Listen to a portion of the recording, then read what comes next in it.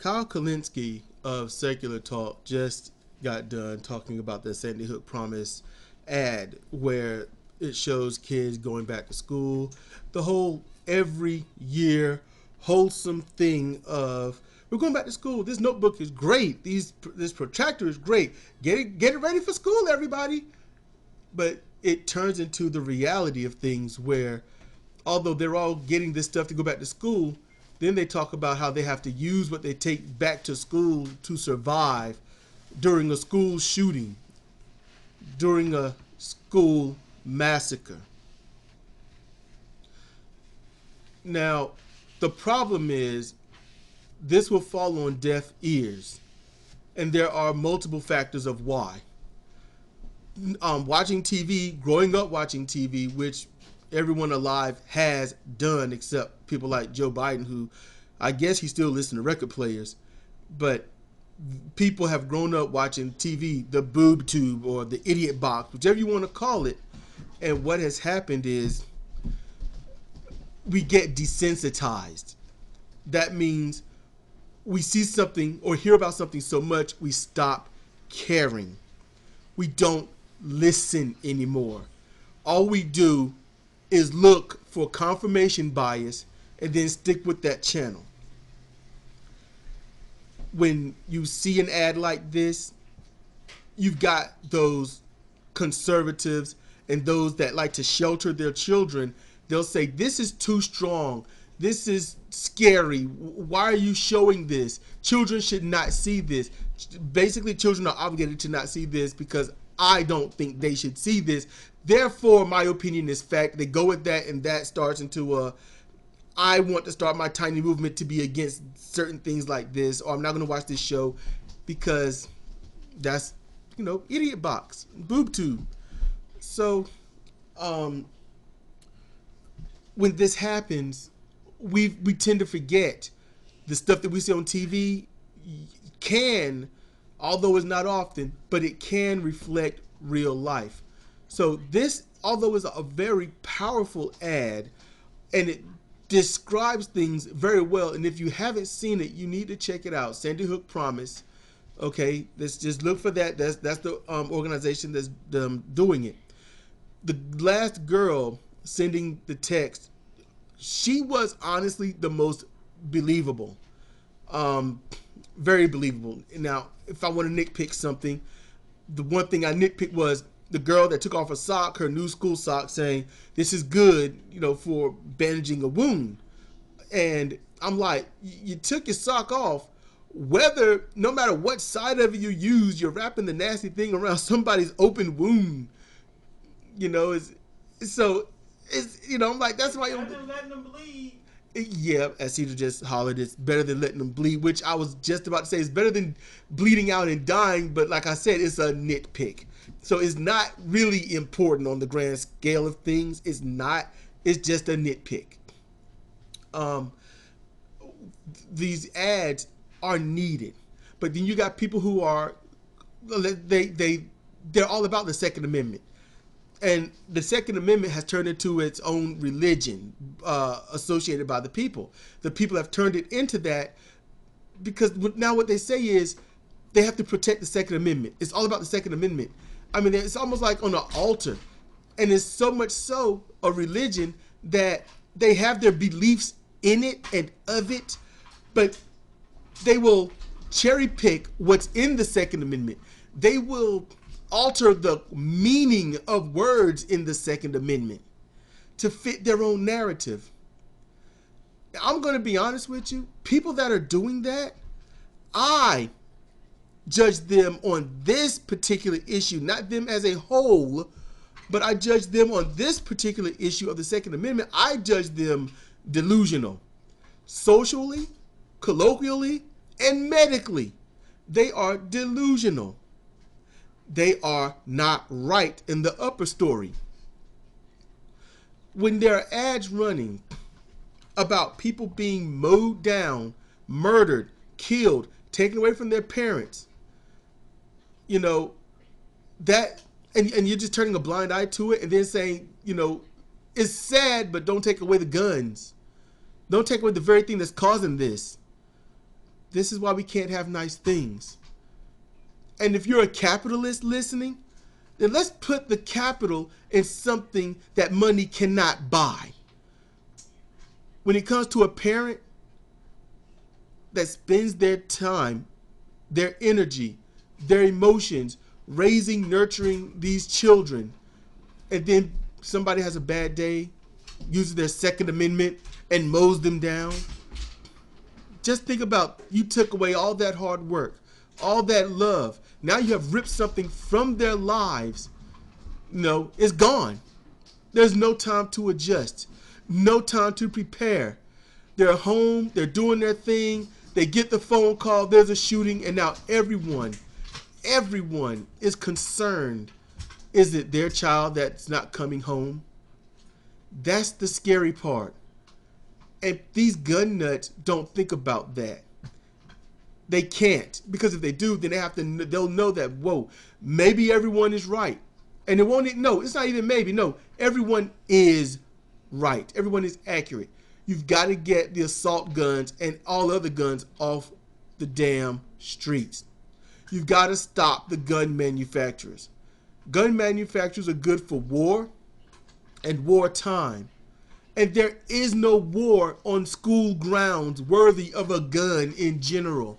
Not even a knife. A fist fight might break out. A brawl might break out. But you know what happens after a brawl breaks out? People go home.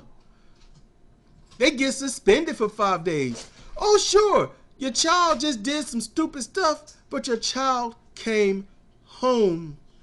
These people, their children are not coming home. They can't. Their home is now empty. Their lives uprooted. They could have all the money in the world. The money doesn't matter, because money can't buy a child that's gone.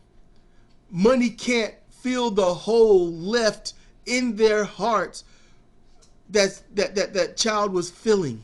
It's gone. There's no compensation. There's no apology. There is nothing. Doing the right thing means never having others go through such grief and such pain. There's too much that we can do and so little that's being done. And that's the problem. I don't own a gun. I don't want a gun. I don't think anyone should have a gun. I damn sure believe the cops should not have guns. They've clearly been abusing the right to have them. I don't think kids should have the gun. If you're not old enough to smoke, if you're not old enough to rent a car, if you're not old enough to drink, if you're not old enough to get a job, if you're not old enough to do any of this stuff that adults do, if you're not old enough to go to an R-rated movie, you should not be old enough to own, use, or hold a gun or firearm of any lethal or possibly damaging caliber. A water gun? Yeah, sure. Some kind of weird Nerf gun? Sure. But people need to recognize in this country, the Second Amendment, that was just to stop an invading force of the government. It was to stop slaves from getting away. It was to protect the white masters in case the slaves rose up and fought back. And it was also meant that the citizens could have guns equal to the caliber of what the government issues for its military forces. This was also to help counteract the ability of any officers of the law, basically serves the government, from invading any civilian's home, because they would do that, set up shop, and violate people in the home. So with this law came the ability to defend yourself. And the very first militias were organized. It does not have to be by the government, but organized and recognized by the government. And that militia was, if the police or any personnel of any kind tries to occupy your home, you can kill them. So today, if you want to uphold the Second Amendment, and the only thing that has been recognized by the government, and I do not know to this day if it's been decommissioned by the government, this said rule, But when you are filming on your porch and the cops enter onto your property, you have the right to defend yourself with equal force. If the cop is just strong arming, you can strong arm. If the cop pulls a taser, you can pull some kind of stun device. If the cop pulls a firearm that will be used lethally, you can shoot first and don't have to ask a single fucking question. That's how that was working and would work today. The school shootings will not end. This is a racial thing. And I'm going to tell you why. Because while everyone is afraid of Muslims and those within Islam coming over here and murdering everyone, while everyone's afraid of everyone in the Middle East, while everyone is concerned about those from Mexico and Brazil and Central America coming here and murdering everyone and bringing their drugs and rapists and gangs and killings and stuff, every mass shooting, every club shooting, every single mass shooting, mass murder, massacre, every single one, by and large, done by someone that is either Republican, white supremacist, white in general. And it would really be an emotional, psychological, logical, rational disservice to yourself to cite the one person that was on the left in his shooting, the one person on the left for any other one shooting. Because it's not about the one that does it. It's about the many that's doing it. There was the DC sniper. We all knew was white. Turns out to be two black people. The entire black community of the United States just sighed in disbelief and disgrace. And collectively shunned them. Collectively told their friends and family and whatnot how egregious they were, how crazy they were, how black people just don't do that kind of thing. What's wrong with them? What in the hell is wrong with them? It was a lot of self-blame and loathing for such a thing. And not because black people find white people so incredible. It's just that literally black people just don't do that kind of thing. That's just weird. But there we go. It happened. So we can't say we would never do it. But in typical, it's just not a thing black people do. But you've got white people with massive snipers shooting these rapid fire guns. You've got these white cops that are not just obliterating black people in the streets, but even white people now. It's spread off to the white people. One guy caught a cop sleeping.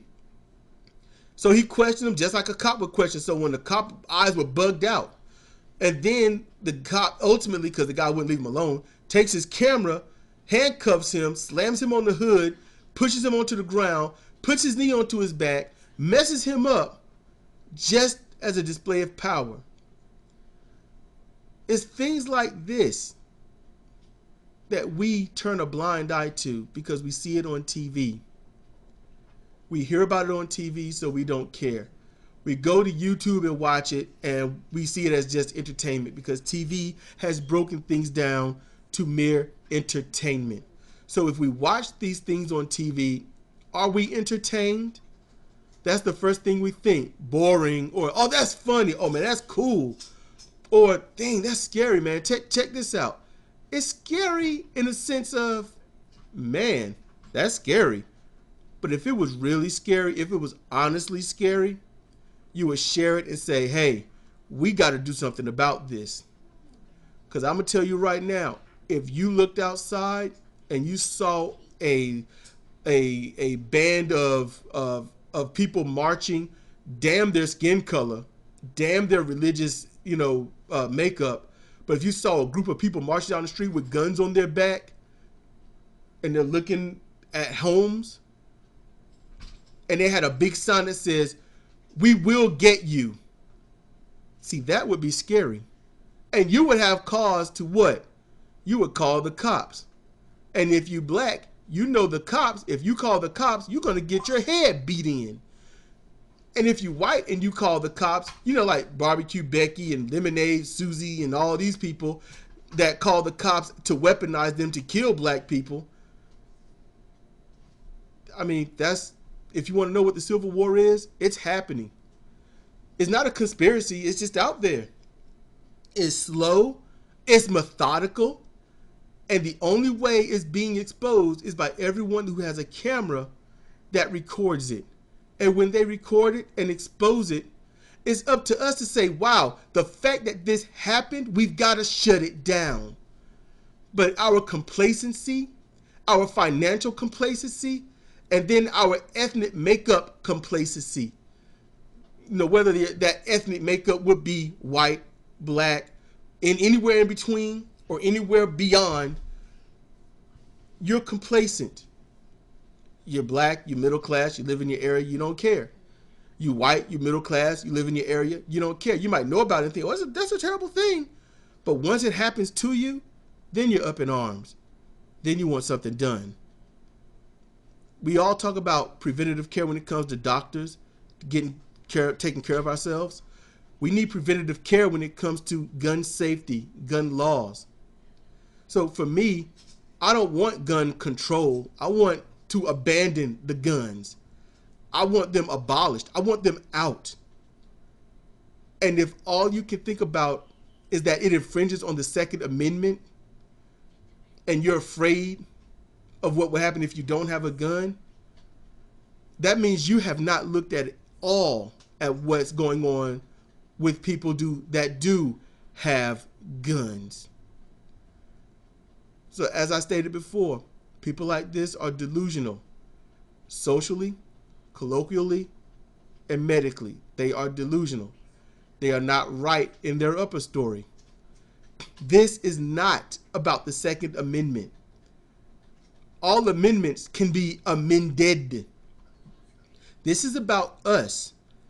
This is not about our children and our children's children.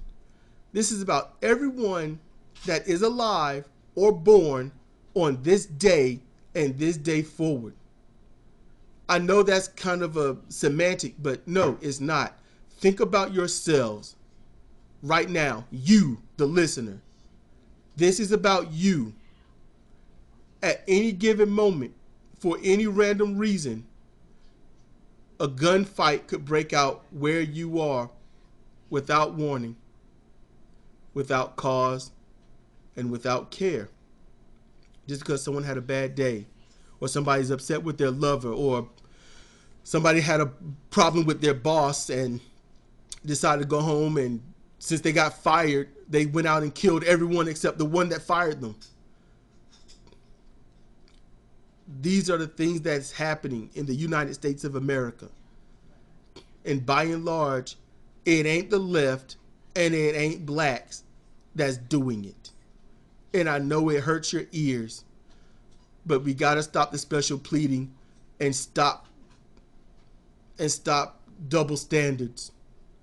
Black people that get killed are just black people that got killed. They obviously did something to deserve it. White people that get killed, they had a family. No one expected it. We got to stop it. We have to. And it don't just begin with me not having a gun and me advocating against having guns. It also begins with you spreading the same sentiment. It begins with that being spread. Don't buy them. And if you know someone that's going to be a lobbyist of some kind, get them to lobby against the guns. You know, expose the NRA for what you can. Talk to your friends and your family about not having a gun. You know, talk to them about not needing one. It's all right. These conversations people want to have, then start having them and having them the right way. Show them the videos of police brutality. Show the videos of these massacres, these office and school and public massacres. Because the problem is, while guns don't kill people, people kill people. People with guns can't wait to kill people. And that is the undeniable truth. If you got a gun and haven't fired it, you haven't fired at a person yet. And if you can go the rest of your life, never have fired that gun at another human being or someone's pet or anything like that, then great for you. For you. It's the one that doesn't do what you're doing. Those are the ones I'm concerned with. It ain't about mental health, because honestly, it's hard. You can't just look at someone to see if they're crazy or not all the time. They could look just as normal, just as plain, just as cool and calm and collected. And they get a gun and that switch flips and they just can't wait to use it. You know, a carpenter with a hammer needs some nails and they need something to build. They're going to get it done. So I'm just hoping that you're listening to me.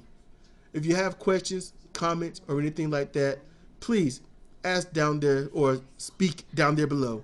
If you got a video that you made that you'd like to show me, a counter video or anything like that, put it in the comment section below. I will definitely watch it. So with that said, this is Cedric Kennedy for Comparative Reasoning. Thank you for listening.